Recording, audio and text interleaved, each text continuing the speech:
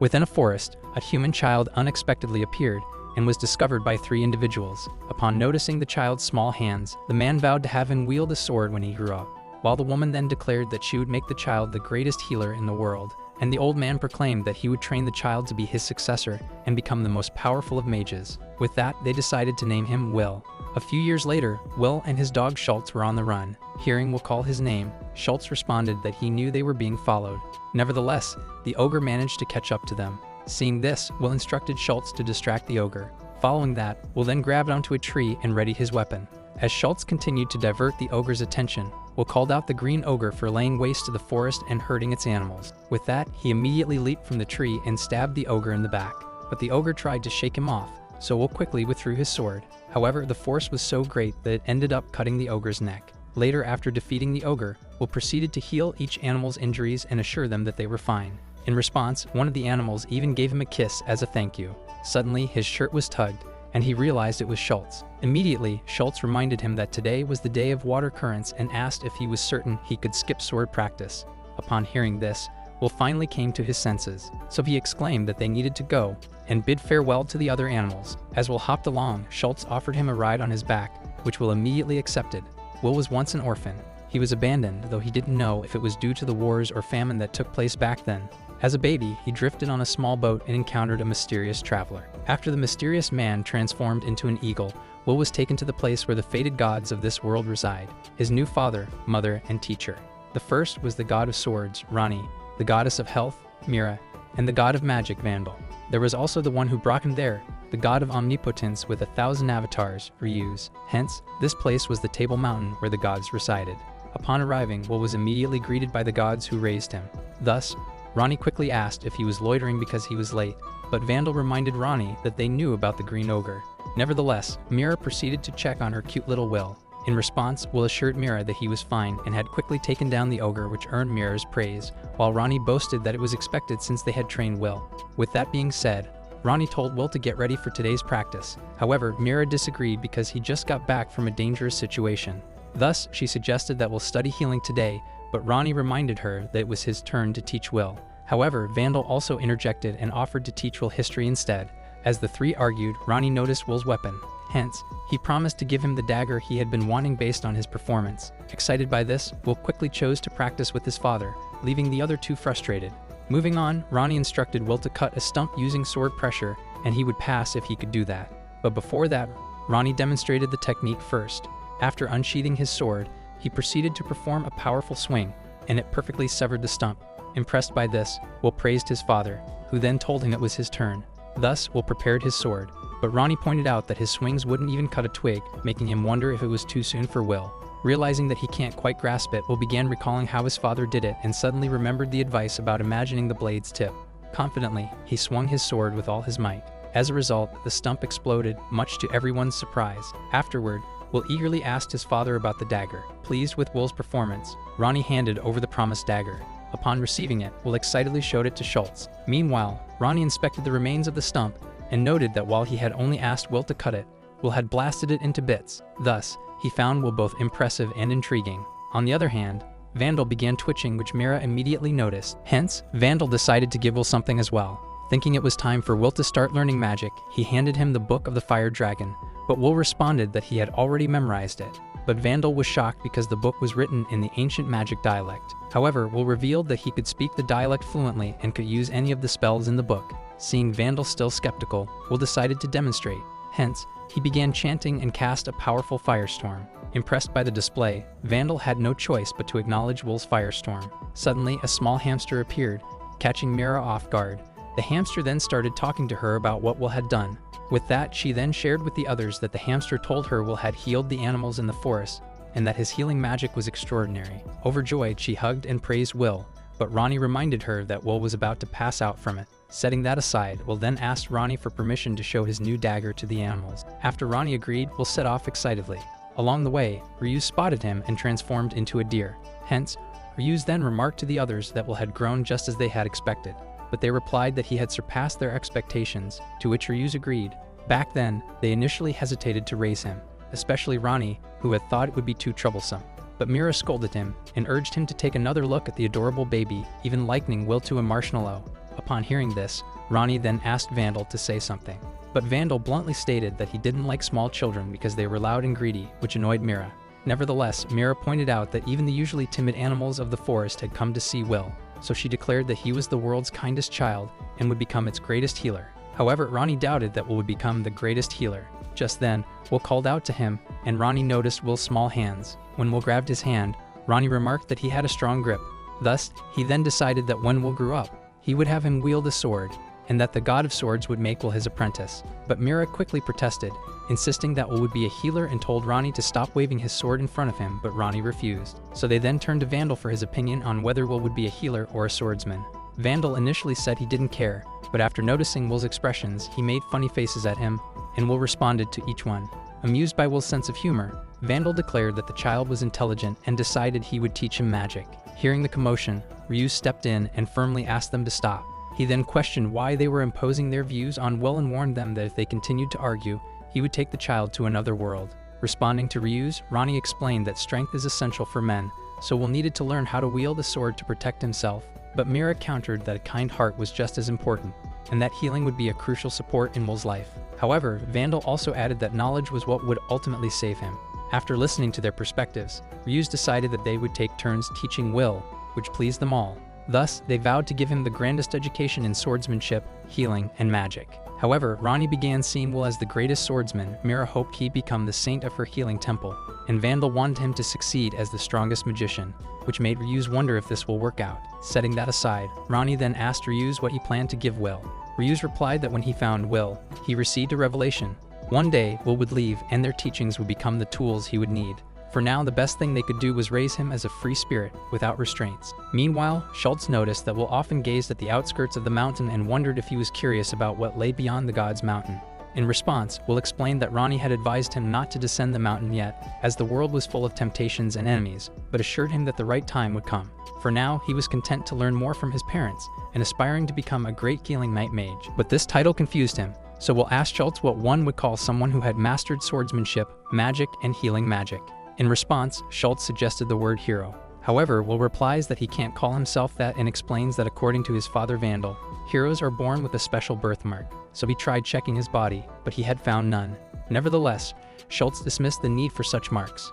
Thus, Schultz declared Will a hero and cited his father's belief that a hero is someone who risks their safety to defend the defenseless. Seeing Will still uncertain, Schultz emphasized that he is already the hero of them who resides on this mountain.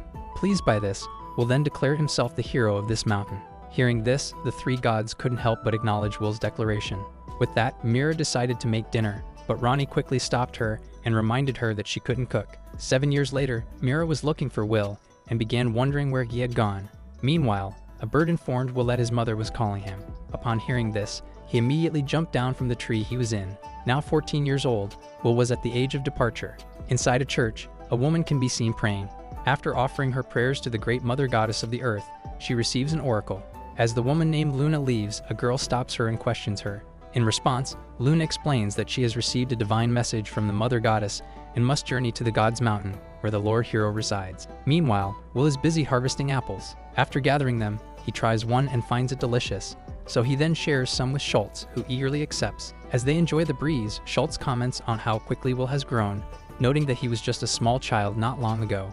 With that, Schultz then asks if Will is planning to leave. Will confirms this and explains that his father, Ryu's, has told him that he must descend the mountain to become a savior. Indeed, Schultz agrees that the world needs someone like Will, but Will expresses concern about who will protect the animals on the mountain after he leaves. In response, Schultz reassures him, saying that there are plenty of strong creatures on the mountain, and they can always seek help from the gods. Indeed, Will acknowledges Schultz as the strongest of the wolves and mentions that Hachi, the bear, is also quite powerful.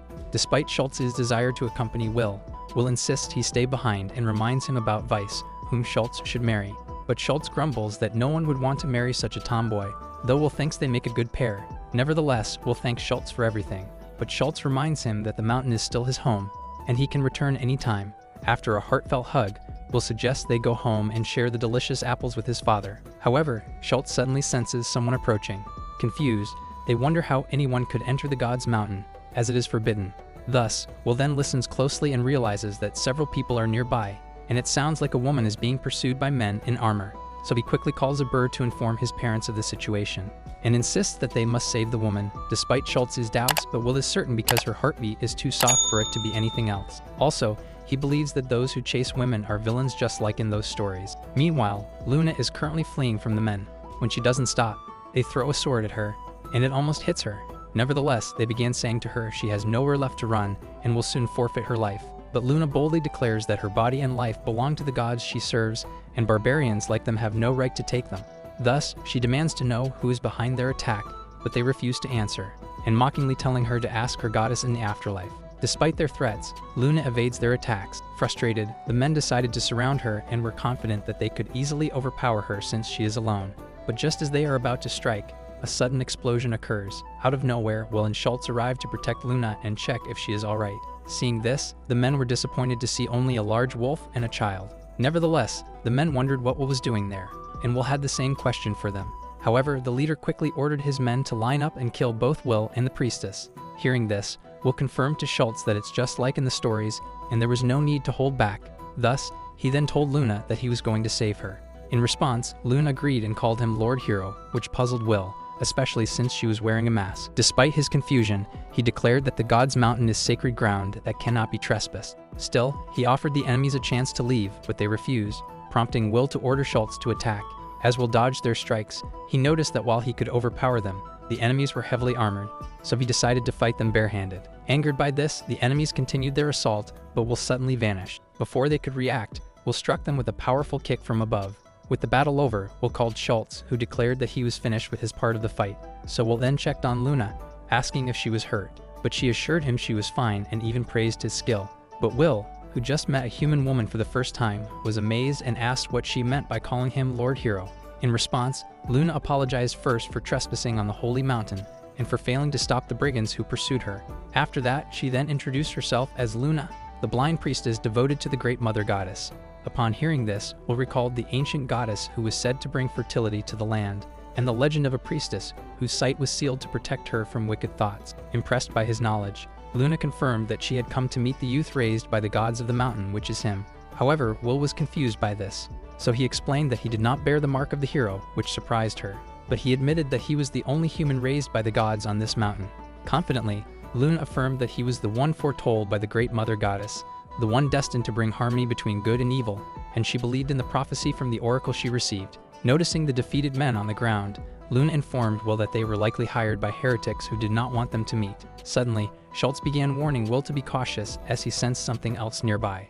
Upon noticing this, Luna then asked if he could communicate with animals, to which Will confirmed this and immediately introduced Schultz to her. Shifting back to the threat, Will warned her to stay alert, as the enemy's allies were still around. As expected, the reinforcements arrived, questioning why their comrades hadn't killed Luna yet. In response, the enemies explained that Will and Schultz had interfered and warned that they were strong. With that, the leader then declared that he would personally take care of killing them both. Immediately, Luna urged Will not to let his guard down and warned him that the man had a magic weapon. Upon learning this, Will then told Luna to stay behind him, but she assured him that it wasn't necessary to protect her from an enemy of that level. However, Will clarified that the real danger wasn't the enemy's strength, but something far worse, and he feared everything around them would soon be bathed in red. Upon hearing this, she then asked if he planned to use fire magic, but he replied that it wasn't him since it seemed the enemies had brought even more trouble with them. As they began wondering what was flying overhead, a dragon suddenly descended upon them. Seeing this, the enemies were shocked and questioned why a dragon was there, but Will immediately recognized it as a red-scaled dragon. While the others puzzled over why a dragon would appear on the mountain, Luna couldn't help but remark on its immense size, but this prompted Will to wonder how she could perceive such details while blind. She then explained that its wings pierced the atmosphere, and she could sense an overwhelming life force pulsating within it. Setting that aside, they speculated that the dragon might be pursuing the group of knights following them and guessed that the knights had likely stumbled upon a dragon's nest and destroyed it on their way. As panic sets in among the knights over their contract to kill the priestess, they proceed to prepare their arrows to fend off the dragon. However, the arrows prove useless against the dragon's tough scales, leading them to resort to magic weapons, which also failed to harm the creature.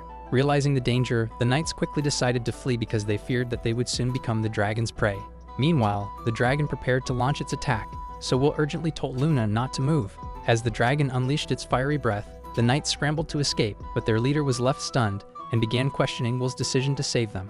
With Luna safely shielded, Will explained that allowing the fight to continue would have resulted in the dragon's flames turning the forest to ash. Moreover, even people like the knights have families who would mourn their loss. Having said this, Will faced the dragon and declared himself as its opponent. As the other knights helped each other, their leader questioned what a mere boy could do against such a powerful creature. Luna then tried to call out to Will, but he reassured her there was no need to worry, as he had something special planned. Nevertheless, the dragon continued to display its immense power, leaving everyone stunned. So Will then drew his dagger and recalled Ronnie's technique, which could turn even a simple penknife into a lethal weapon, and Vandal's enhancement magic, which could transform any stick into a sharp sword. Thus, he fused these two techniques into his dagger and chanted, "Ice of Regret, cool the wind of the void, dominate the silence, and freeze it all in place." As the dragon attempted to breathe fire again, Will's attack froze the flames. Following that, he then sliced the dragon's head in half and encased its entire body in ice. With that, the others were left in shock after witnessing the enormous dragon turned into a glacier, and began to question who Will truly was, with some knights thinking he might be a monster, deciding it was best to retreat. After they left, Luna then approached Will. After removing her mask, she introduced herself once more as the blind priestess dedicated to the Earth's mother goddess. With that being said, she then asked Will for his name. In response, Will then introduces himself and explains that while he is human, his parents are gods. Afterwards, he began asking Luna if she was certain he was the hero, given that he didn't have the mark, but she replied that the oracle she received clearly stated that the youth living on this mountain was the hero destined to bring peace to the world. Furthermore, as she is blind, she couldn't have identified whether he had the mark anyway. Realizing this, Will thought apologizing might be inappropriate, to which she agreed and explained that she had willingly offered her eyes to the goddess. Thus, she did not regret becoming a priestess. After Will acknowledged her words, Luna pointed out that he had just placed his hands behind his neck, which surprised him. In response, she explained that losing her sight had heightened her other senses, such as hearing, smell, touch, and she had merely detected the change in the air currents. Hearing this, Will understood how she had managed to send the knights flying, which pleased her that he had noticed. With that, she then called his attention and mentioned that although she had been educated in various fields from a young age, she wouldn't be a burden in live combat. Hence, she then invited him to join her on a journey to save the world. Will then revealed that he had indeed been planning to leave soon, which she took as confirmation that their meeting was fated. At this point, Schultz began asking him whether the gods would allow Will to leave so easily. When Luna asked if something was troubling him, Will admitted that while his father's views would likely permit it, the others might not. So he wondered how the three remaining gods would react. Upon learning that one god was on their side, Luna suggested they rely on him. Thus, she proposed to Will to take her to meet his family, and assured him that she would secure approval for him to leave the mountain as his follower. With that being said, she then entrusted him with guiding her to their residence. However, Will noticed her reaching for her mask again, and made her ask if so and asked if she planned to put it back on, expressing that her eyes were too beautiful to hide. Moved by his words, Luna decided to keep the mask off as he wished. Meanwhile, Will began to realize that his heart skipped a beat whenever she smiled, something that didn't happen with his mother Mira. Suddenly, Schultz pointed out that Will's face was turning red, which Will quickly denied. Pushing the moment aside, Will offered his hand to Luna and suggested they get going. After she accepted his hand, he informed her that they would now head to meet his parents, who are the gods. Meanwhile, the bird messenger had already informed his parents that he was bringing a human girl. This news triggered Mira, who declared that she would be the judge of whether Luna was worthy of approaching her precious Will. After Will led Luna to the god's mountain palace, Luna felt excited to see the holy ground where he lived, but he explained that while the gods maintained an image by living there, they usually stayed in a hillside house. Later, inside the palace, Vandal, Ronnie, and Mira were creating a tense atmosphere. Sensing the overwhelming divine power, Luna realized that these were indeed the ones who had raised Will. Nevertheless, Will apologized to her for their behavior, but she clarified that she was the one who had barged in unannounced. On the other hand, Ronnie figured out that Luna was the maiden serving the mother goddess, and he immediately questioned her intentions for seducing Will, but Will quickly explained that it wasn't like that, and that she had offered her body to the mother goddess. On the other hand, Luna calmly acknowledged Ronnie's suspicions, but clarified that serving Will was also one of her goals. However, Mira immediately declared that she wouldn't hand Will over and wouldn't allow it to happen, even though she didn't know what tactics Luna might have used. As Mira continued to sulk, Luna grew increasingly annoyed. Noticing this, Ronnie joked that they were already diving into a bride versus mother-in-law conflict, which surprised the others. So he then added that they should have at least kissed by now, causing Will to look at Luna with embarrassment. But she was unbothered by the idea and stated that she wouldn't mind as long as it was Will's wish. Hearing this, Will began to imagine the scene, but Mira quickly interrupted their thoughts and insisted that she wouldn't accept such a thing. With that, Ronnie then commented that he couldn't blame Will for wanting a young girl over an old hag trying to look young, while Vandal mused about the possibility of them having grandchildren soon. Feeling betrayed, Mira proceeds to question whose side they were on, prompting the others to call her scary. At that moment, Ryuz finally arrived and put an end to their quarrel. Sensing his divine presence, Luna immediately questioned Will, who explained that Ryuz had taken the form of a bird and was the god of omnipotence. Will also added that Ryuz was also the one he had mentioned that might take their side earlier. Hence, Ryuz then asked Luna if she truly wanted to lead the mountain with Will. Without hesitation, Luna answered yes and explained that Will was destined to lead the mountain to explore the world and that she was there to assist him in this mission. In turn, Will also expressed his desire to embark on a journey with Luna, as she was the first human friend he had ever made, which surprised her. After hearing this, Ryuz responded that he had discussed this with Will many times before and would leave the decision to him. However, Ronnie declared that he still hadn't accepted this, just like the gods of healing and magic, because he didn't believe in the saying that if you love someone, you should set them free. Will then tried to argue, but Vandal stopped him and stated that it was a parent's duty to protect him from the temptations of the outside world. In response, Luna declared that she would protect Will from all of it. Hearing this, Ronnie proposed that if the two of them could pass the trials, they would allow them to journey together. Vandal and Mira also quickly agreed with Ronnie's idea, with Mira even vowing to ensure that Luna would never get close to her beloved Will again. However, both Will and Luna were confident in their ability to pass the trial. Seeing their resolve, Ronnie asked Vandal to start the trial and use the wisdom he had gained with age to test them, which made Vandal remind Ronnie to show some respect to his elders. Setting that aside, he then suddenly noticed some cups nearby. Using his magic, he filled the cups with water and handed them to Will and Luna.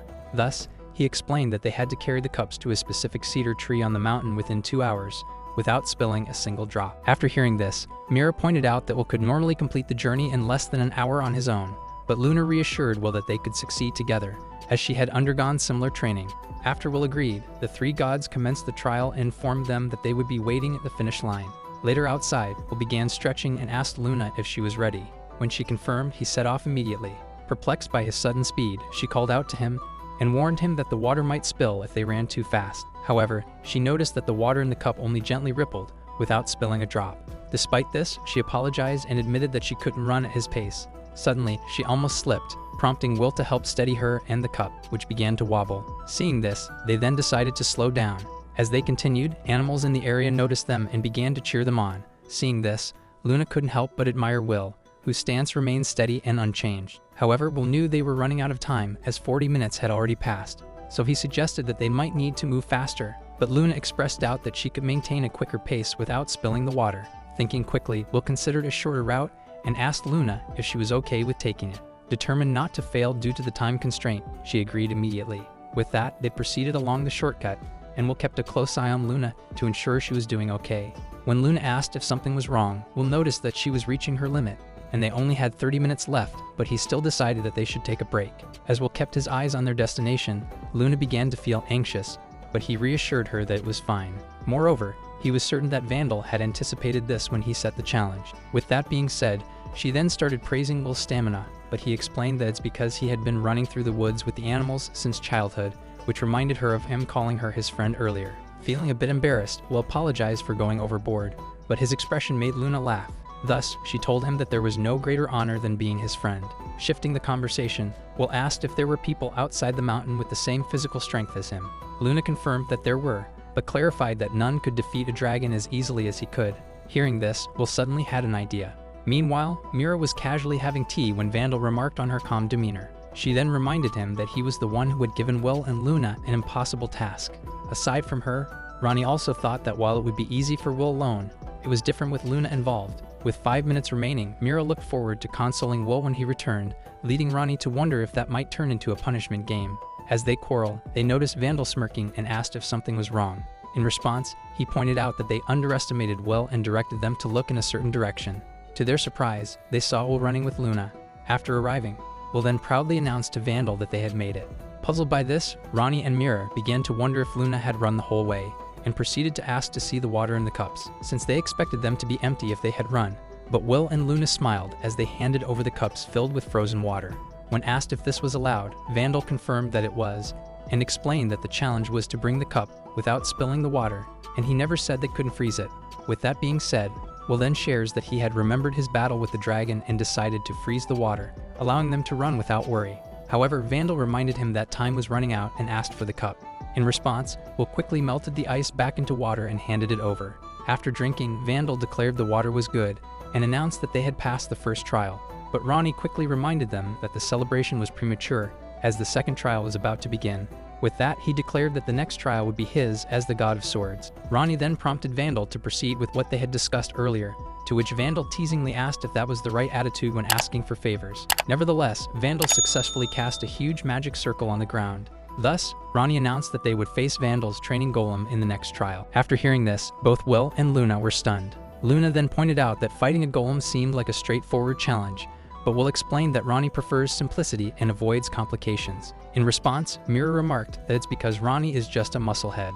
Despite this, Will was clearly pleased because he believed that they could pass the trial, since he had fought and defeated this golem many times during training. However, Ronnie imposed 2 conditions, and the first was that they could only fight the golem using a sword, which Will didn't think would be a problem. But the second condition is that only Luna could fight the golem, which caught her by surprise. In response, Will immediately questioned why he couldn't fight. Ronnie then explained that he knew what Will was capable of, but he wanted to see how Luna would fare in comparison and refused to let Will treat her like a sidekick. Still, Will tried to argue that Luna probably had never held a sword, but Ronnie reassured him that she knew how to use one. Luna then drew her sword and explained that while the Mother Goddess forbids carrying blades, training in weapons is part of their duties as they travel the world. After hearing this, Ronnie then asked Will if he was satisfied, but Will was still in disbelief that she had pulled a sword from behind her back. Nevertheless, Ronnie assured Luna not to worry too much, as the golem was weak enough that Will had beaten it when he was just 5 years old and it was only level 2. Luna then acknowledged Will's strength but pointed out that his followers must also be strong to protect him. Determined, she declared that she would take on the trial with all her might. Just then, Will called out to her and was intending to offer advice, but struggled to find the right words. So Luna simply smiled and assured him that she would pass the trial no matter what. Seeing her all ready, Ronnie then initiated the second trial. Hence, the golem immediately charged at Luna, who managed to dodge its attacks, including a powerful punch. Watching this, Ronnie commented on her ability to evade the golem using only her hearing, but he reminded her that she wouldn't pass the trial just by dodging. Thus, Luna hurried to the golem's side and attempted to strike it. Will then thought she had succeeded, but Ronnie disagreed and noted that the golem's body was too solid, so the golem quickly retaliated. As Will began to call out her name, Luna decided to keep attacking, regardless of how many times it took. Despite her efforts, the golem remained unscathed, so Ronnie then observed that her attacks were ineffective. Nevertheless, she began to question what to do next. Meanwhile, Will asked Vandal if the golem was truly level 2, to which Vandal confirmed, though he admitted he might have poured more mana into it, possibly making it level 10, which was intended for Will. Still, Luna continued to attack the golem's joints but couldn't sever them. On the other hand, Ronnie began to note how fine her sword was that was enhanced with holy magic. But while it might be effective against undead or evil beings, he was certain it wouldn't have any effect against a magical construct. Will then decide to find another way to help her, and began casting magic to buff her from his position. However, Ronnie quickly sensed it and stopped him. He then reminded Will that he couldn't interfere by enhancing Luna or weakening the golem, and the only thing he could do was encourage her with his words. Accepting this, Will started motivating her, to which she responded positively. Despite this, he was still frustrated and began thinking there must be a weak point on the golem. Suddenly, Vandal commented on how difficult the situation must be for Luna, which triggered a memory for Will. He then recalled when Vandal had explained to him that golems that are brought to life by magic are usually made of dirt, stone, or iron. Vandal had also told him that the golem's creator could choose its weak point when bringing it to life, where a word would be carved into the golem's body, and if the first letter of that word was destroyed, the golem would cease to function. But Will remembered that he had managed to destroy golems without knowing this, and Vandal had mentioned that Will's natural talent made it difficult to teach him. Now Will speculated that the golem's magic word must be somewhere on its body. He then proceeded to confirm with Ronnie if he was truly prohibited from interfering in any way, and Ronnie affirmed this. With this in mind, Will decided to buff himself instead. Using analysis, he traced the flow of mana within the golem, and located the magic word where the mana converged. After that, he quickly informed Luna that the golem's weakness was on the top right of its back, and instructed her to strike the word there. But since she couldn't see it, he asked her to sync with him and attack when he gave the signal. As the golem launched another punch, Luna agreed to the plan. She then used the opportunity to leap onto the golem's arm, then above its head, and finally onto its back. Seeing this, Will urgently signaled her to strike, and when she hit the first letter of the word, the golem's body began to crumble. Seeing this, Will felt elated and called out to Ronnie. In response, Ronnie praised them, especially Luna, whose swordsmanship was impressive. He also added that her attacks would have been effective if it wasn't one of Will's training golems. However, Ronnie's goal wasn't just to test Luna's abilities. He also wanted to see how well they could work together. Since Will had always trained alone, He hadn't had the chance to fight alongside others, but Ronnie knew that Will could collaborate effectively and that Luna would trust him completely. With their success, Luna joyfully jumped into Will's arms. However, Mira quickly reprimanded her for her behavior. Embarrassed, Will asked Luna to let him go, and she immediately apologized for it. Finally, Ronnie acknowledged their success and declared that they had passed the second trial. Now, only one trial remained, but Mira wasn't ready to let them off easily, and began considering what challenge she would set for them next. Later that night, Will and Luna set up camp and began cooking outside. Once the soup was ready, Will offered Luna a bowl. After tasting it, she realized that he was quite skilled in cooking because it was delicious. In response, Will explained that he often had to cook while out in the mountains, and recently, even his parents had started to appreciate his cooking. Noticing her pouting expression, he asked what was wrong. She then admitted that she didn't want to fall behind as his follower, and added that she could cook too since a priestess must handle almost everything on her own. Determined, she asked to prepare the next meal and insisted that she would take care of all such chores from now on as his follower. Shifting the conversation, she then asked if they could turn in for the night. In response, Will mentions that he was exhausted from the day's events, and that they needed rest before heading to the final trials testing ground. Also, the dragons in the area were nocturnal. Earlier, Mira had been contemplating what trial to give them next. After thinking, she suddenly suggested that Will and Luna kiss in front of them.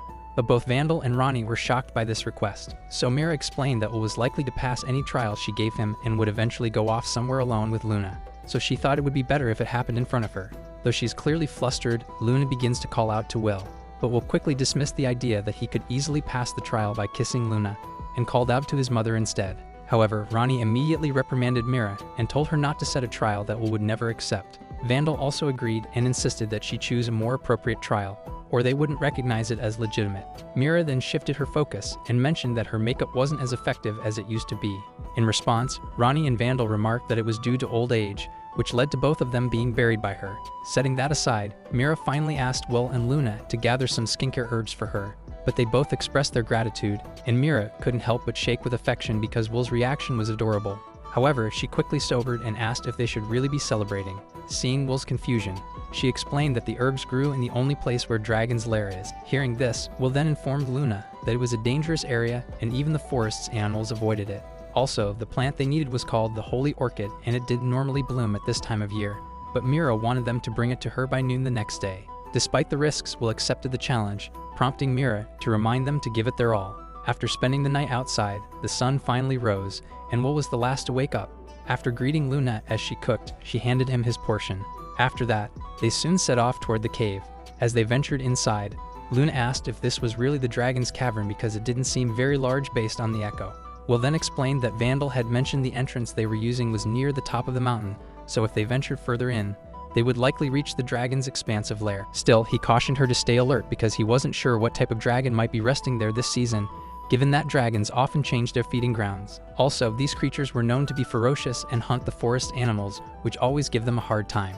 After some time, Luna exclaimed that they seemed to have reached the lair. However, Will didn't sense any dragons nearby, which Luna considered fortunate. Still, they needed to hurry and find the Holy Orchid. As they searched, the orchid was nowhere to be found, so they prepared to delve deeper into the cave. Suddenly, Luna caught the scent of flowers and tried to get Will's attention, but he quickly urged her to get down. As the ground began to shake, a blue dragon appeared before them. Noticing their presence, the dragon immediately attacked with its tail, so the rocks scattered around them, but Luna assured Will that she was unhurt. However, the blue dragon noticed her and tried to devour her, so she quickly drew her sword, but the dragon stopped abruptly and retreated upon seeing Will glaring at it. Though the dragon was nervous, it continued to prepare for another attack. Will then decided to cast a defensive barrier, Bless, on Luna, but she asked him not to, and explained that she could smell the Holy Orchid nearby. Understanding the situation, Will charged at the dragon. After grabbing the dragon, he then dragged it to the ground, much to Luna's surprise. Following that, he then pressed his dagger against the dragon's eye, and declared that the palaces belonged to the gods and the kind animals of the mountains, but he would spare the dragon if it chose to leave. After accepting defeat, the dragon flew away immediately. Seeing this, Luna rushed to check on Will, but he reassured her that he was fine. With that, they then continued searching for the Holy Orchid that Luna had smelled earlier. When they finally found it, Will confirmed it was indeed the Holy Orchid. Although there was only one flower, it was in full bloom, which means that their trial was as good as passed. Thus, they proceed to secure the orchid and decide to leave the cave before any other dragons return. As they exited the cave, Will pointed out that they still had time before noon and that they had completed the trial without much trouble. So he credited Luna for finding the orchid, but she insisted it was because of his strength in driving off the dragon. With the orchid in hand, they could now deliver it to Mira and receive the god's blessing for their journey. But suddenly, a buck appeared. Will immediately recognized it as Max and informed Luna that he was a friend. Max then began sniffing the holy orchid in Luna's hand, prompting Will to remind him that he had told Max not to come to such a dangerous area, which reminded Luna that Will could talk to animals. However, Max then conveyed something to Will that surprised him.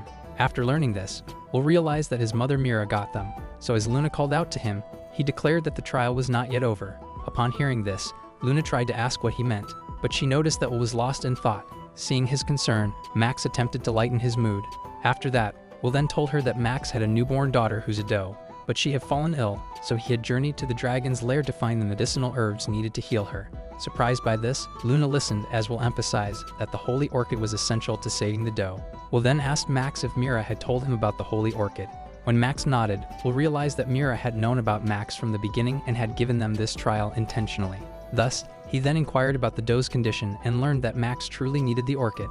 So Luna suggested that Mira was testing his kindness, and that they should give the flower to Max. However, Will shook his head and explained that Mira wasn't soft-hearted and would fail them if they returned empty-handed.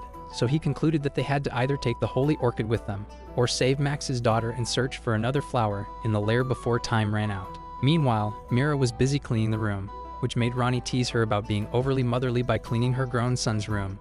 Annoyed, she ordered him outside and reminded him that he had been covered in dirt yesterday, but Ronnie retorted that his morning bath had been the best after she fed him sleeping pills and buried him in the dirt.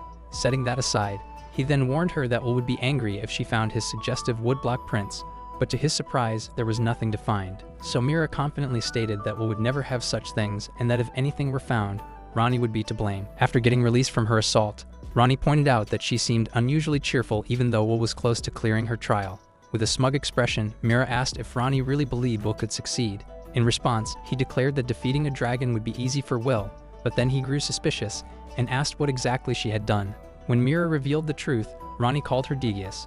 However, Mira assured him that the doe truly needed the holy orchid to survive, and that she had genuinely run out of herbs. Still, Ronnie argued that there was no need to worry if there were plenty of orchids, but Mira explained that while the orchids grew abundantly deep in the lair, they were guarded by a powerful dragon. Alone, Will might have ventured deep enough, but with Luna and a time limit, he wouldn't risk it, and they would likely only find one orchid. Still, she believed that Will would give the orchid to the doe and wondered if he had time to find another. After saying this, she declared that she would air out Will's futon next, as his room would be occupied for a while. But this made Ronnie grin, which confused Mira. Thus, he then asked how much longer she intended to underestimate Will. Angered by his remark, she quickly questioned his accusation, prompting him to remind her that he had called her too nannish. He then declared that both he and Vandal wanted to look after Will as well, but they knew that allowing Will to leave the mountain would make him even stronger, considering that he was now capable of standing on his own. Meanwhile, Will began to apologize to Luna, but she reassured him that she would support his decision, and that she knew he intended to give the orchid to Max, but she was fine with it because she couldn't ignore a friend of his in need. After Will thanked her, she asked what would happen to the trial since they were running out of time. Will then assured her not to worry and declared that he would descend to the lowest levels of the lair by himself. As he prepared to dash toward the lower caverns, he urged Luna to wait, but she insisted on coming with him. He then immediately refused and explained that the dragons on the lower levels were far more dangerous. Despite this, Luna insisted all the more that she should accompany him because he might not find any orchids. After all, it was her keen senses that had found the first orchid, to which Will agreed. Afterward, Will gave Max the orchid and even secured it around his neck. Still, Max offered to go down and retrieve another orchid himself, but Will reminded him that his daughter should be his top priority. Noticing Max's legs, Will realized that Max had pushed himself to the limit for his daughter's sake. Moved by this, Will healed Max's leg and expressed his hope to see Maxie's healthy daughter the next time they met. After sending Max off, Will turned to Luna and declared that it was their turn now. With that, he then surprised her by lifting her into his arms. After seeing her reaction, he explained that they would reach the lower levels faster this way. And he also mentioned that a wind barrier would protect them from the headwind, but cautioned her to be careful not to bite her tongue. Once she understood, he asked her to help him clear the trial together, and she agreed, so they immediately set off. Meanwhile, Mira began to realize that, despite all her efforts in cleaning Will's room, it might have been pointless. Like Ronnie and Vandal, she felt a tinge of sadness, but she decided to cook something to welcome them back. Ultimately, Luna and Will managed to clear the trial with their overwhelming kindness and strength. While Mira was preparing the meal, Ronnie suddenly appeared to inform her that Will and Luna would be returning soon. As they walked, Ronnie asked why she was still sulking, to which she replied that it was obviously because Will was going to leave. Hearing this, Vandal immediately reminded her that they couldn't keep Will confined to the mountain forever. Setting that aside, Ronnie noted that Will and Luna would arrive any minute now. Just as he predicted, they finally returned. Upon seeing Will, Ronnie immediately praised him for becoming even stronger, but he also complimented Luna, who had successfully gathered the holy orchids, which he thought would please Mira. But before he could finish, Mira quickly jumped on Will. She then proceeded to ask if he was hurt, or if he had felt lonely without her. But Vandal pointed out that she was worrying too much since Will could just use the healing magic she had taught him. Setting that aside, Will then asked about Max. So Mira explained that Max had returned a short while ago. Thus, she had already made the medicine, and she was confident that the doe would be healed in a few days. After saying this, Vandal reminded her that there was something else she had forgotten to mention. Seeing them all waiting expectantly, Mira acknowledged that they had brought back the orchids from the dragon's lair, thus passing the third trial. At that moment, Ryuz returned and declared that he had witnessed all 3 trials. Knowing this, he announced that they would be allowed to depart in 10 days, on Will's 15th birthday and the day he would come of age. Until then, they were free to prepare and rest for the journey ahead. Hearing this, Mira asked Will to wash up since she had prepared a feast while waiting for him. Overjoyed, Will quickly invited Luna and shared how much she loved his mother's cooking. However, Ronnie warned Luna to be cautious and informed her that Mira often mixed medicinal herbs into her dishes, making them taste unpleasant but Will somehow enjoyed them. Still, he assured her that he had also prepared some delicious food so she could relax and enjoy the next 10 days, to which she agreed. Later during the meal, they all feasted happily together. Will even offered some of Mira's dishes to Luna, but they made her dizzy. After the meal, they each retired to their respective rooms to rest. In the following days, Ronnie reminded Will that there were only a few days left before his departure, so they should spend their remaining time together sparring. In response, Will eagerly asked Ronnie not to hold back. Later, in Vandal's room, Vandal brought up the book Will had wanted to read and emphasized the importance of keeping his mind sharp because he would be now an adult. Hearing this, Will then decides to take the book and asked Vandal for any recommendations. Immediately, Vandal offered him a selection of books that would be good companions on his journey, but Will reminded him that he couldn't carry that many. Nevertheless, Will assured him that he wouldn't let the knowledge go to waste. But Vandal advised him to filter what he knows and to cultivate the ability to choose what he needs from the vast flow of information. Later that night, while Will was taking a bath, Mira suddenly asked how the bath was. After that, she then declared that she had come to wash his back. Startled, Will immediately protested that he was about to become an adult, but Mira pointed out that he was still a child for now. Later, as she washed him, she commented on how glossy his hair was like a girl, but Will quickly explained that it was thanks to the special shampoo she made and even mentioned her discussions about the use of cosmetics. With that, she reminded him to take care of himself while on his journey, to which Will agreed. Mira then proceeded to kiss him on the forehead and told him to return if the journey ever became too difficult, since the mountain where the gods resided would always be his home. After saying this, she then suggested cleaning him from head to toe, but Will firmly refused. The next day, Luna thanked Will for spending time with her, even though he was supposed to be with his family. But Will assured her that he was happy to accompany her, especially since she wanted to explore the mountain. In response, she expressed her desire to experience the land where he was raised, even though she wouldn't be able to see it. Still, Will reassured her that she wouldn't be bored, since cool water flowed down the large river, the forest bore delicious fruits, and the kind animals always surrounded him.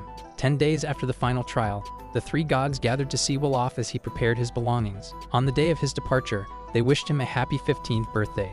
In response, Will thanked the 3 gods and informed them that he and Luna were ready to set off on their journey. As they traveled, Will mentioned to Luna that he had been following her lead north ever since they started, so this sparked his curiosity about their destination, and admitted that he knew very little since it was his first time descending the mountain.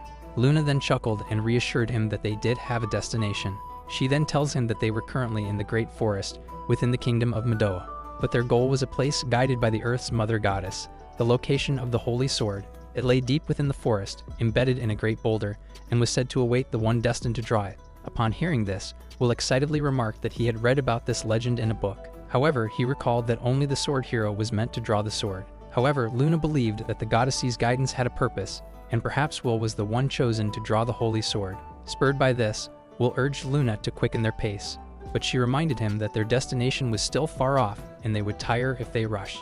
After he quickly apologized, she suggested that they camp for the night and visit a nearby village to restock their supplies, but the idea of seeing a village excited him, as he had only recently met his first human.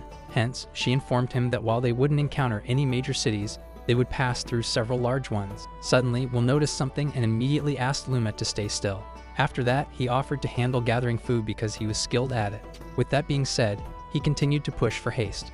Meanwhile, near a lake, a young boy was silently fishing. As he waited, he was suddenly startled by a noise behind him and thought it was a bear. Clutching his rod tightly, he then ordered whatever it was to stay back. To his surprise, it was Will and Luna. Seeing that it's only people, the three of them stared at each other in shock before Will asked if he was fishing. In response, the boy told them not to scare him like that again. Following that, he explained that he hadn't expected to encounter anyone else deep in the forest, but Will explained that they were on a journey together. Hence, the boy then revealed that he had come to challenge the king of the lake with his rod, and that he served the sword hero. Seeing Will's astonishment, the boy proudly claimed to be the sword hero's servant, despite his unassuming appearance. Intrigued, Will expressed a desire to meet the sword hero, but the boy explained that the hero was waiting for him at the forest's edge. But Will and Luna were surprised that the boy was alone in the dangerous forest. Still, he clarified that the hero trusted him enough to let him go alone, and he had to live up to that trust. So the boy then cast his rod into the lake, using a fish as bait, and soon, he hooked his target. With great effort, he managed to reel it in, revealing it to be a massive quateroo. As Will marveled at its size, he urged the boy to release it. But the boy stubbornly refused and declared that he would die before he could let go of the rod. In the struggle, the boy lost his grip and was dragged into the lake by the quateroo, which awaited him with its mouth wide open. Realizing that he was about to be eaten, the boy panicked and called out to his lord hero.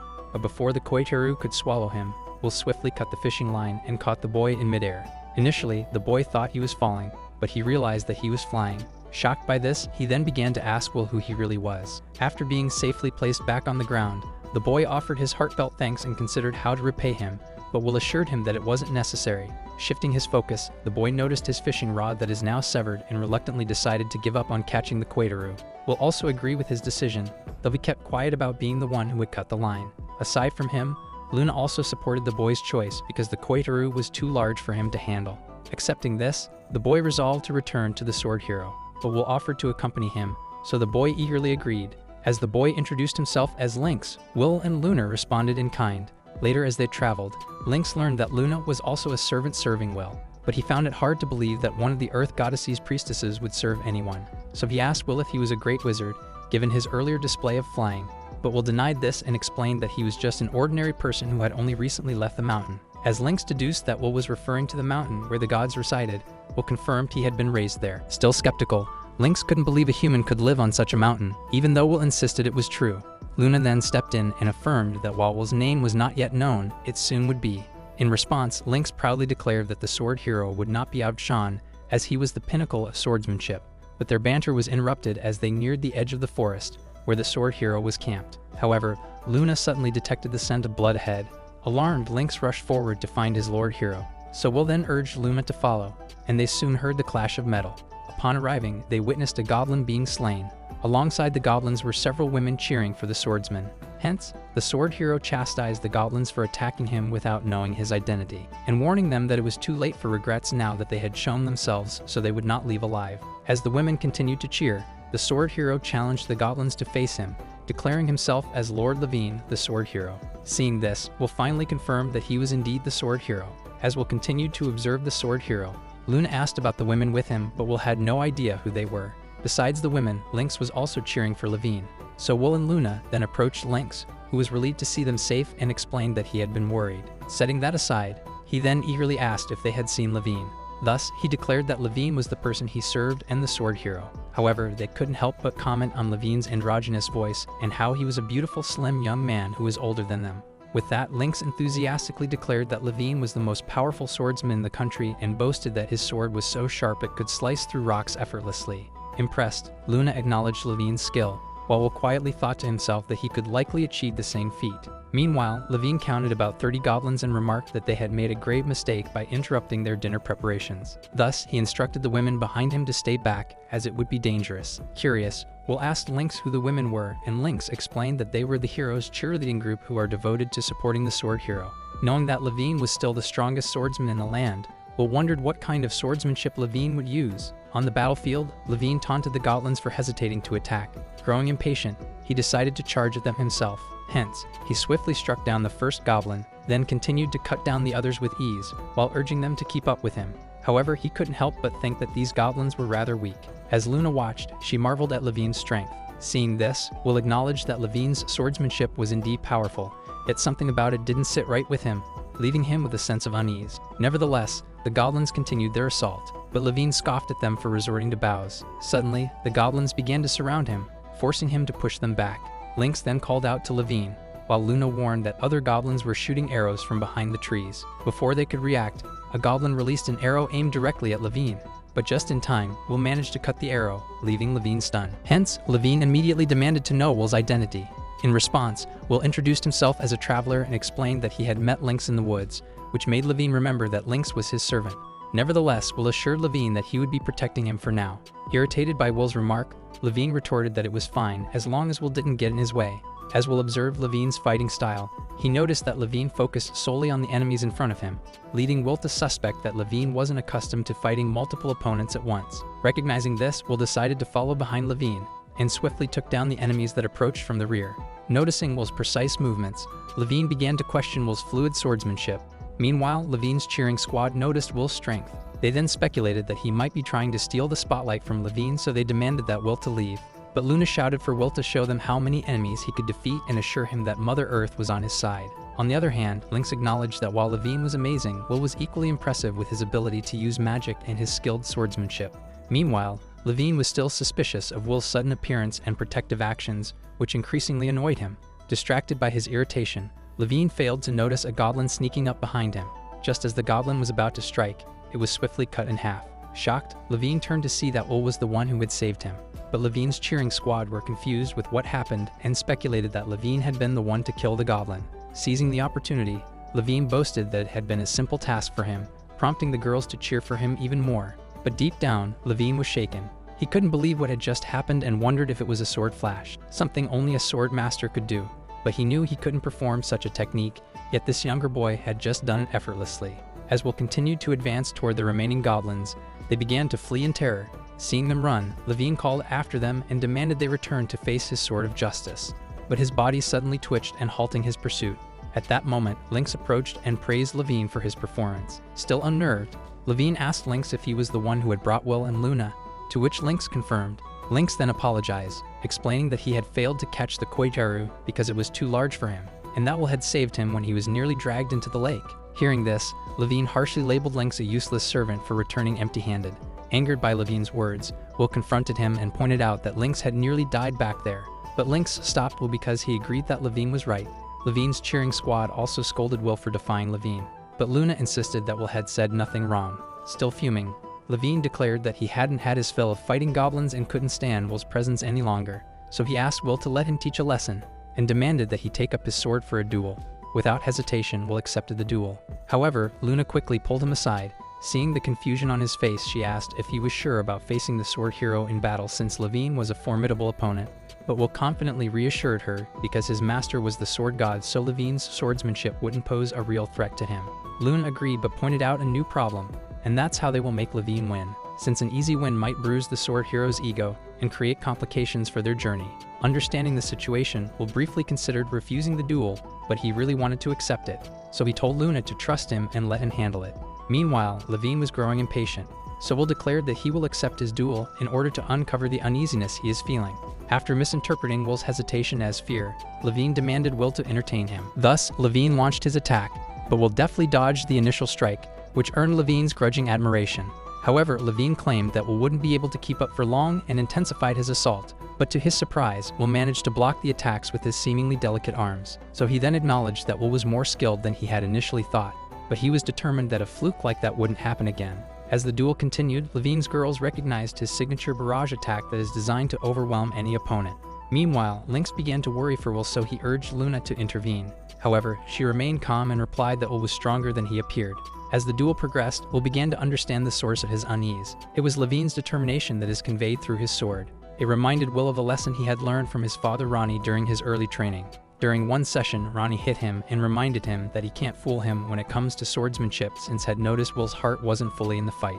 When questioned, Will admitted he was distracted by the thought of exploring a cave with his friends after training. Hearing this, Ronnie then tells him that wars and battles weren't just about brute force, but were stages where men fought for things they couldn't compromise on. So he taught Will that a warrior must become one with their target, and that all the determination he carries with him will become his strength. But that also means that any wavering in determination would become a weakness that an opponent could exploit.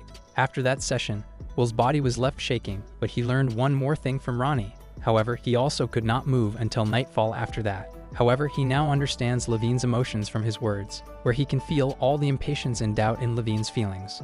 On the other hand, Levine began to question the talent he had always been so proud of and why were all his attacks being parried, which made him wonder if Will saw through every aspect of his swordsmanship. Despite his insistence on being the sword hero, Levine couldn't shake the unsettling feeling from Will's intense gaze, as if it was piercing through his very soul. Frustrated by the scrutiny, Levine finally managed to throw Will to the ground, prompting Luna and the others to rush to Will's aid. Accepting his defeat, Will admitted that Levine was indeed worthy of the title of sword hero. Thus, he then extended a hand to Levine. However, Levine refused the handshake and admitted that his earlier anger had stemmed from the goblin's escape. Even so, his girls cheered for his victory and urged Will to appreciate the opportunity to duel with Levine. Though Luna was upset because of them, she asked Will if he had taken the final blow on purpose, to which he confirmed and explained that he wanted to see Levine's reaction. While smiling, he shared that the duel had reminded him of a chess game between his father Ronnie, who was too stubborn to admit defeat, and his father Vandal, who often moderated his strength to let his opponent win. Meanwhile, Levine noticed the scattered goblin corpses and called for Lynx. Thus, he instructed him to set up camp elsewhere far away from the bodies. In response, Lynx complied immediately. On the other hand, Luna asked Will about their next move, to which he replied that they would continue their journey, so she suggested they head to Northwood, a town near the location of the Holy Sword. Upon hearing this, Lynx assumed it would be an epic adventure and prepared to say farewell, assuring them he would never forget their help. In response, Will agreed that it had been a fun experience and hoped they would meet again. With that, Lynx then shook hands with Will and wished him well. Later that night, Levine's companions continued to praise him for defeating the goblins. Suddenly, Lynx arrived with their dinner, which was a hot pot with dried meat and grilled skewers. After hearing this, Levine exclaimed how delicious it looked, but he is unable to move his hand, so he playfully declared that his companions would have to feed him. Though they called him spoiled, they eagerly vied for the chance to feed him, with the short-haired girl going first. In high spirits, Levine declared that he would let them take care of him that night. After everyone had fallen asleep, Levine woke up and quietly slipped outside. Reflecting on the numbness in his hand, he remembered how his companions had teased him as a spoiled child. In reality, he wasn't in a good mood, as he couldn't even hold a spoon due to the numbness. So he began to wonder who Will really was, because he can use sword flash and has swordsmanship skills that rivaled his own. At a nearby lake, Levine decided to take a soak, but as she bathed, it was revealed that Levine was actually a woman. The mark on her back, the sword stigmata, was proof that she was the true sword heroine. However, her father had been executed for violating military orders, and her mother's noble house, the Allenheims, had been destroyed. To rebuild her family's honor, she had abandoned her identity as a woman, living as a man under the guise of the sword hero. Although her father had trained her from a young age, she saw herself as nothing more than a foolish girl who couldn't handle pressure and relied on a facade of strength. As she reflected on this, she noticed the numbness in her arm beginning to fade. Suddenly, she recalled Will mentioning the Holy Sword, and began to wonder that if he was telling the truth, then obtaining it could make her even stronger. The next day, Will asked Luna to check the road that leads to the town near the northern border, which is the Northwood. Noticing Will's excitement, Luna remarked that he seemed incredibly happy. He then explained that it was because he had never seen roads this long while living in the mountain. Although the village they had stopped at on their journey was nice, he had never encountered a road as splendid as this one. He then pointed out the horse hoof prints and wheel tracks, to which Luna responded that they were signs of thriving commerce in the area. Suddenly, they heard the sound of approaching horses, and noticed a carriage coming their way. As they watched, Will noticed something unusual and asked Luna to stay alert. As the carriage passed by, he saw a girl shouting from the window, while Luna then exclaimed that the carriage was moving recklessly. But Will informed her that he saw a girl who seemed to be calling for help. Aside from that, he also caught a glimpse of the covered wagon, and suspected there were dangerous people inside. With the girl's desperate expression on his mind, Will told Luna that he wanted to investigate. She then agreed and advised him to follow his instincts if he felt something was wrong. Realizing that the carriage was quickly disappearing from view, Will asked Luna to wait for him. After chanting, he then took to the sky. After scanning the area, he spotted the carriage veering off the road and heading into the woods, prompting him to hurry after it. Inside the carriage, the frightened girl was praying for someone to save her. Suddenly, the door was broken down. A bald man then appeared and asked if she was the lady from the Anaheim firm. Thus, he told her to come with them and not to take it personally. However, he was interrupted by a loud noise from the roof. Perplexed, the man was informed by his colleague that someone was on top of the carriage. When he checked, he saw Will, who announced that flying over had been the right decision. Still, the man demanded to know where Will had come from, to which Will simply replied that he had flown.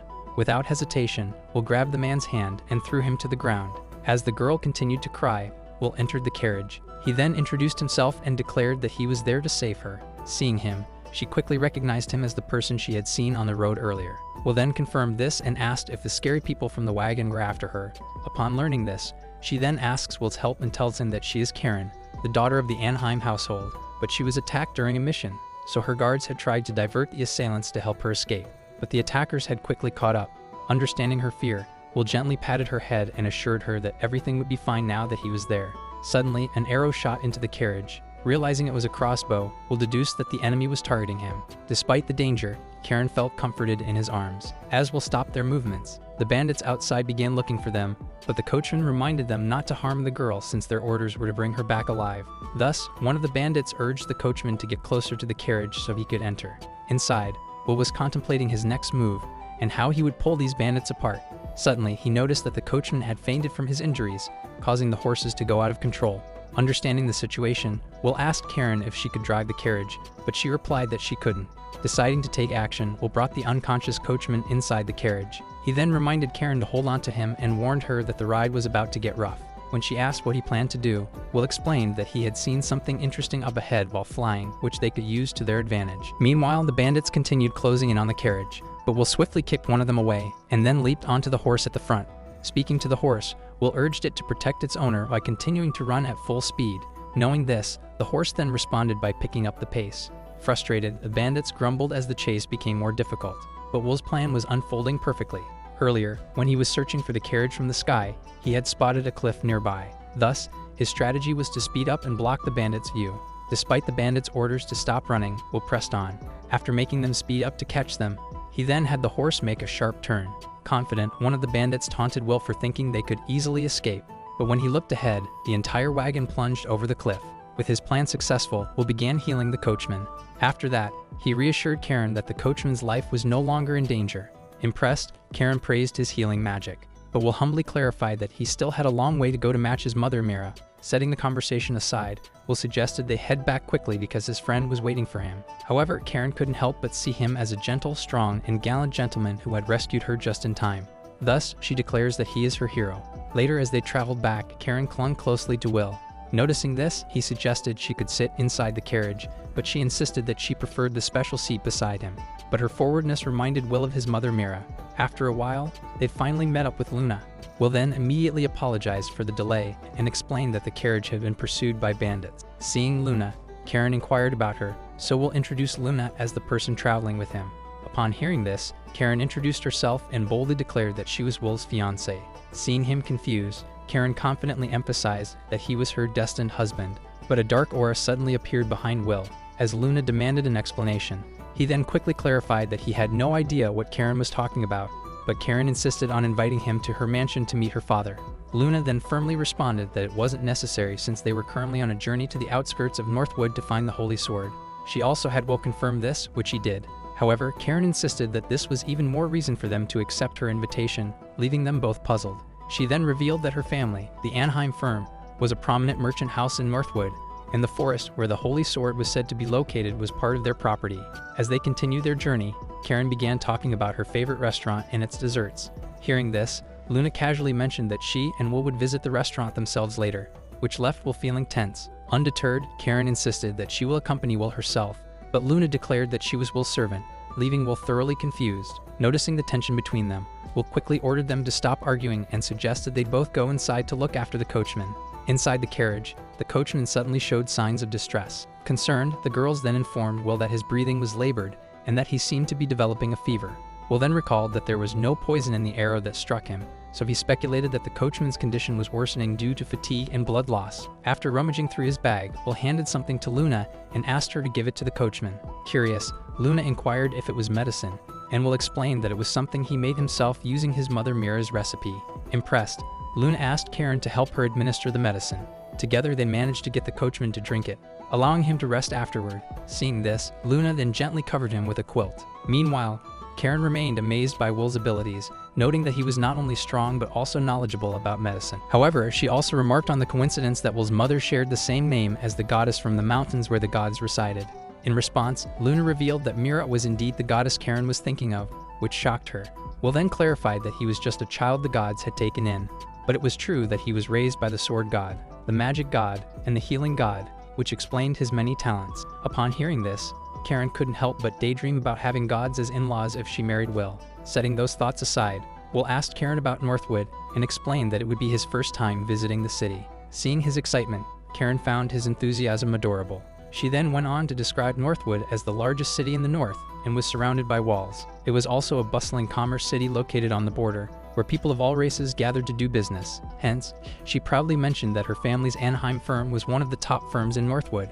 However, this also meant that she was constantly busy, to the point that she was attacked in broad daylight while on her way to a neighboring town. Despite the danger, Karen expressed thanks to the bandits that she had the chance to meet Will. However, this prompted Will to question the safety of the country. But Luna quickly reassured him that the kingdom of Medoa was one of the safer countries. Karen also added that women could usually travel alone freely, but the attack on her was related to a problem within her household, and she preferred not to discuss it further. Nevertheless, Karen asked Will to let her assist him in entering the Holy Sword Forest because she owed him a great debt and that her father would surely support him. She also emphasized that once Will pulled out the Holy Sword, it would become a historic moment, and when that happened, Will's focus would be solely on her instead of Luna. In response, Luna reaffirmed her unwavering faith in the Earth Mother, but Karen's persistence was becoming a formidable challenge. Still, Will reminded them both that only the hero could pull out the Holy Sword. Speaking of the hero, he had already met the sword hero Levine earlier on his journey and wondered if Levine could pull the Holy Sword. Setting that aside, Karen noted that the coachman's color had improved significantly. Relieved, Will decided to continue north at a steady pace and aimed to reach the city by the next day. However, the following day, they encountered a group of soldiers who surrounded them. Immediately, the soldiers ordered Will to halt. Sensing potential danger, Will prepared to draw his sword, but another carriage arrived on the scene.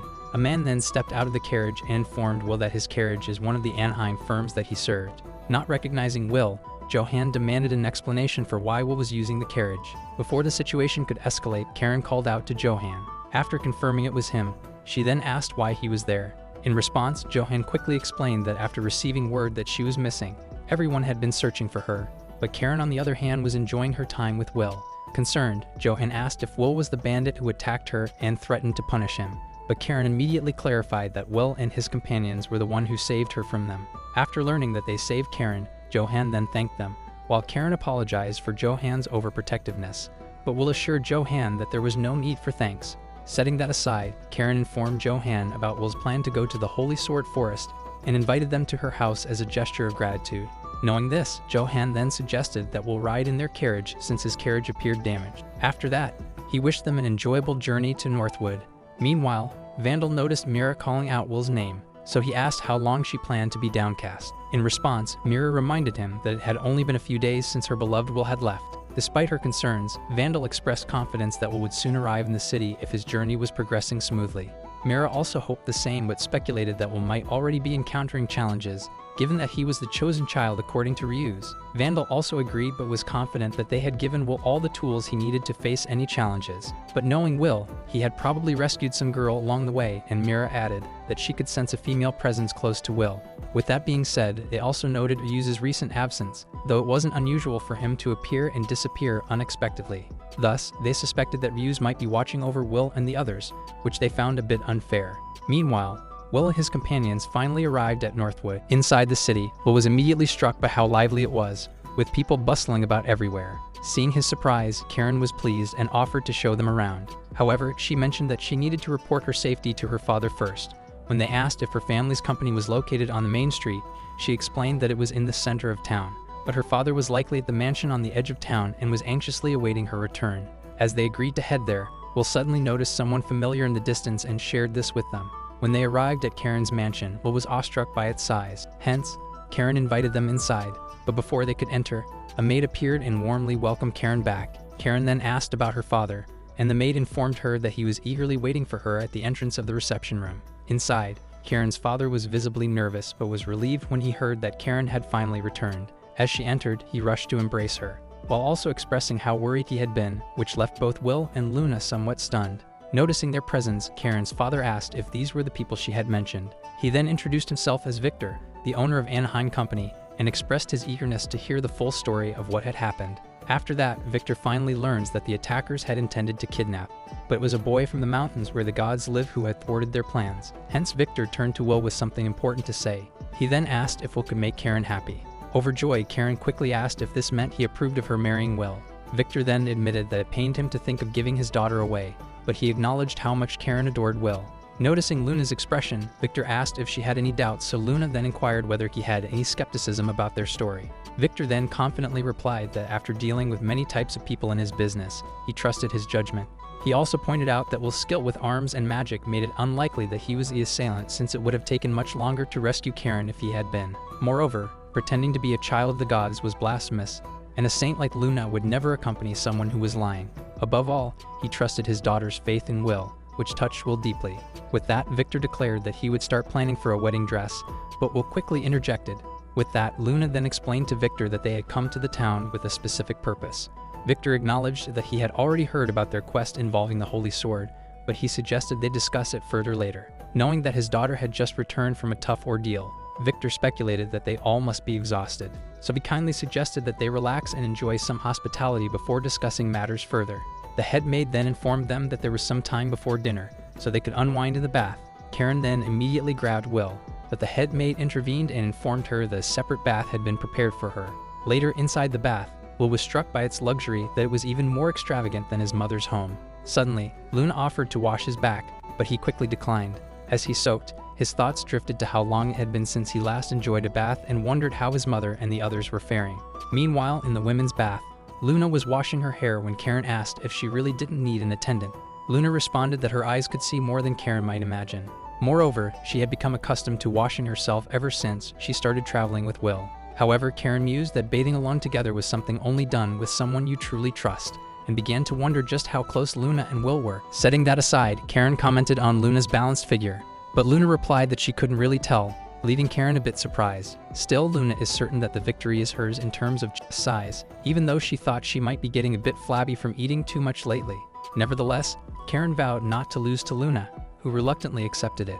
After they had dressed, Victor asked how the clothes he had provided fit, and they assured him that they were perfect. However, Will felt a bit nervous and asked Luna if she felt the same, but she casually replied that a noble's mansion in ruins were no different to her, just like the clothes. With that being said, Will then complimented her on how good she looked in her dress. At that moment, Karen called out to Will and asked for his opinion on her dress, to which he responded that she looked cute. Soon after, the head maid invited them to the dining room. With the meal prepared, Victor asked if they felt more refreshed, and Will affirmed that they did.